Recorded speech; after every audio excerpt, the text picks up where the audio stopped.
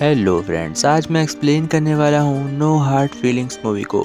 कहानी के शुरुआत में हम देखते हैं गैरी नाम के एक बंदे को जो मैडी नाम की एक लड़की की कार को उठाने के लिए बैंक की तरफ से आया होता है। इसका काम होता है जिसका लोन बकाया हो उसकी कार ले जाना, इसलिए गैरी वहाँ पर आता है। तभी मैडी उसे अपनी बातों में फुसला रही होती है ताकि वह उसकी कार वहाँ पर छोड़ जा सके, लेकिन गैरी अब ऐसा करने वाला नहीं था। वह ऐसा बहुत बार कर चुका है। कार जाने की वजह से मैडी की हालत बहुत बुरी हो जाती है क्योंकि उसकी जॉब चली जाती है। फिर गैरी रास्ते में कुछ खाने के लिए रुकता है कि तभी वहाँ पर मैडी आती है और अपनी कार चुराकर भाग रही होती है। तभी वहाँ पर पुलिस आकर उसे अरेस्ट कर लेती है और उसे छुड़ाने के लिए उसका दोस्त वकील वहाँ पर आता है और उसे छुड़ा लेता है। आगे हम देखते हैं उस रेस्टोरेंट को जहाँ पर मैडी काम करती है। तभी उसके यहाँ एक कस्टमर आता है और मैडी उससे बहस करने लगती है। शॉप की ऑनर आकर उसे समझाती है कि तुम ये गलत कर रही हो, तुम्हें कस्टमर के साथ सही से पेश आना होगा। मैडी अपने कार को लेकर बहुत ज़्यादा परेशान होती है कि इतनी देर पर जिम और सारा वहाँ पर आ जाते हैं। ये दोनों मैडी के बहुत अच्छे दोस्त होते हैं। वह मैडी से कहते हैं कि तुम्हें नई कार ले लेनी चाहिए। मैडी कहती है मेरे पास इतने पैसे नहीं हैं। तभी उसके दोस्त को एक फ्री में कार दिखाई पड़ती है जिस पर कोई प्राइस नहीं लिखा होता है। उस कार पर कुछ शर्तें लिखी होती हैं जो मैडी को पूरी करनी होती है। मैडी अपनी कार को लेने के लिए उस ऑनर के पास पैदल ही निकल पड़ती है। उसके पास स्केटिंग शूज़ होते हैं जिसकी मदद से वह उस शॉप ऑनर के पास जाती है। जहां पर देखती है वहां पर चमचमाती कार रखी हुई है। मैडी बहुत खुश होती है और फिर जाकर उस ऑनर से बात करती है। ऑनर उसे बताते हैं कि तुम्हें मेरे बेटे का ख्याल रखना होगा, यानी कि उनका बेटा बहुत ही ज़्यादा उम्र में बड़ा हो गया है लेकिन अभी भी उसकी हालत बच्चों जैसी है। एलिसन और लियार्ड मैडी से कहते हैं कि तुम्हें मेरे बेटे को जवान बनाना होगा। मैं चाहती हूँ कि तुम उसकी गर्लफ्रेंड बनकर उसके साथ नाटक करो और अच्छे से ट्रेन करो ताकि वे कॉलेज में जाकर अच्छे तरह बिहेव कर सके। अगर वो ऐसा ही रहा तो कॉलेज में वो ज़्यादा दिन तक टिक नहीं पाएगा। यह सुनने के बाद मैडी कहती है कि हाँ, मुझे ये काम आता है, मैं लड़कों को अच्छे से ट्रेन कर सकती हूँ, लेकिन इसके लिए आपको मुझे वह कार देनी होगी। शॉप ऑनर्स मान जाते हैं। फिर हम देखते हैं पैर्सी को। पैर्सी वही बच्चा है जिसकी वो लोग बात कर रहे थे। तभी हम देखते हैं कि मैडी पैर्सी के शॉप पर जाती है जहां वह कुछ डॉगीज़ को बेचता है। मैडी उससे डॉग खरीदने वाली गर्ल बनकर जाती है और उससे कहती है कि मुझे एक डॉग लेना है। पैर्सी कहता है मैं सभी डॉग दिखाता हूँ। मैडी एक एक करके बहुत सारे डॉग को देखती है और फिर उससे जाकर कमरे में बात करने लगती है। हम देखते हैं कि उसके ऑफिस में पैर्सी अकेले होता है और मैडी उसके सामने बैठी होती है, लेकिन वह उससे काफ़ी दूर होती है, इसलिए वह उसके पास खिसक कर पास आ जाती है। यह देखकर पैर्सी को कुछ अच्छा नहीं लग रहा था, वह काफ़ी ज़्यादा डरने लगा था। तभी पैर्सी कहता है कि मेरे घर जाने का टाइम हो गया है। जैसे ही वह बाहर निकलता है तो मैडी उसकी साइकिल उठाकर अपने वैन के अंदर रख लेती है और पैर्सी को घर छोड़ने के लिए जाने लगती है। वह रास्ते में उस पर बहुत सारी लाइन मारती है। वैन के पीछे बहुत सारे हथियार रखे होते हैं क्योंकि यह वैन दूसरे की होती है। पैर्सी यह सब देखकर मैडी की आँख में स्प्रे डाल देता है जिससे कि मैडी की आँख जलने लगती है। मैडी कहती है मैं तुम्हें किडनैप नहीं कर रही थी बेवकूफ़। यह सुनने के बाद पैर्सी को थोड़ा सा होश आता है और फिर वह उसके ऊपर लाकर खूब सारा पानी डाल देता है और अपनी साइकिल निकालता है और उसे सॉरी बोलकर वहाँ से चला जाता है। दूसरे दिन हम देखते हैं कि मैडी फिर से अपने दोस्तों के साथ बैठकर उनसे बातें कर रही थी कि वह लड़के को कैसे कंट्रोल में किया जाए। तभी उसके दोस्त उसे सलाह देते हैं कि तुम उसे डेट पर क्यों नहीं बुलाती। इधर हम देखते हैं कि मैडी दूसरे दिन उसे डेट पर बुलाती है और पैर्सी उससे डेट पर आता भी है मिलने। पैर्सी एक अच्छा सा सूट कॉम्बिनेशन पहन कर आता है, नीचे तो वह शॉर्ट पहन कर आता है और ऊपर एक अच्छा सा सूट पहने होता है। उसे सब देखकर जोकर समझ रहे होते हैं। मैडी उसे देखकर काफ़ी खुश होती है क्योंकि वह आ गया था, मैडी के लिए बहुत बड़ी बात थी।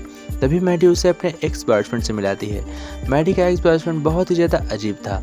उससे मिलकर पैर्सी को बहुत अजीब लगता है। पैर्सी कहता है कि हमें बीच पर चलना चाहिए। मैडी उसे लेकर बीच पर जाती है और पैर्सी को यह देखकर हैरानी होती है कि मैडी ने अपने सारे कपड़े उतार कर पानी के अंदर अकेले नहा रही है कि तभी कुछ चोर वहाँ पर आ जाते हैं। मैडी और पैर्सी को ऐसी हालत में देखकर वहाँ पर चोरी करने की कोशिश करते हैं। पर जैसे ही मैडी के कपड़े लेकर वहाँ से भागने लगते हैं तो मैडी ऐसे ही बिना कपड़े के बाहर जाती है और उन चोरों को बहुत ही अच्छी तरीके से धो देती है। उसके बाद वो वापस फिर से जाती है। पैर्सी कहता है कि मुझे अब घर जाना है। जैसे ही पैर्सी ज़बरदस्ती वहाँ से जाने लगता है तो वह उसके कपड़े लेकर अपने कार में रख कर वहाँ से जाने लगती है। लेकिन पैरसी के पास और कपड़े नहीं होते हैं, इसलिए वह मैडी के साथ उसके घर चला आता है, जहाँ पर हम देखते हैं कि मैडी उसे अलग अलग स्टेप सिखाती है ताकि वह कॉलेज जाकर लड़कियों को अच्छे से खुश कर सके। जब मैडी वह उसे सिखा रही होती है तो उसका मूड बन जाता है और वह मैडी के काफ़ी करीब हो जाता है, लेकिन तभी मैडी उसके पीठ पर देखती है कि बहुत सारी इचिंग हो गई है।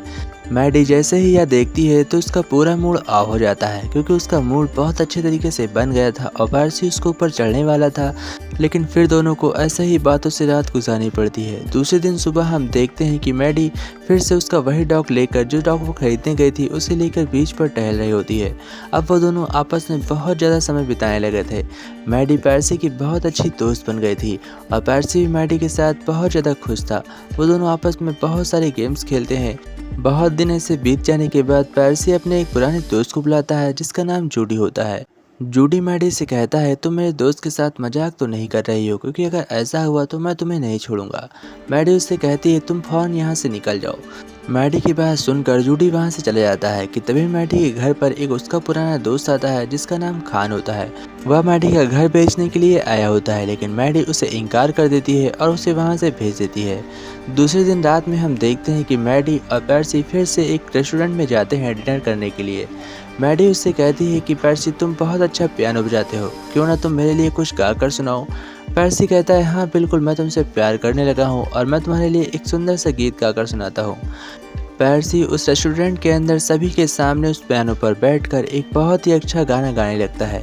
सभी उसे देखने लगते हैं और पैरसी का यह गाना सुनकर सभी उससे बहुत ज़्यादा खुश होते हैं कि तभी पैरसी की बहुत पुरानी दोस्त एक उससे मिलने आती है और वह उस पर फिदा हो जाती है।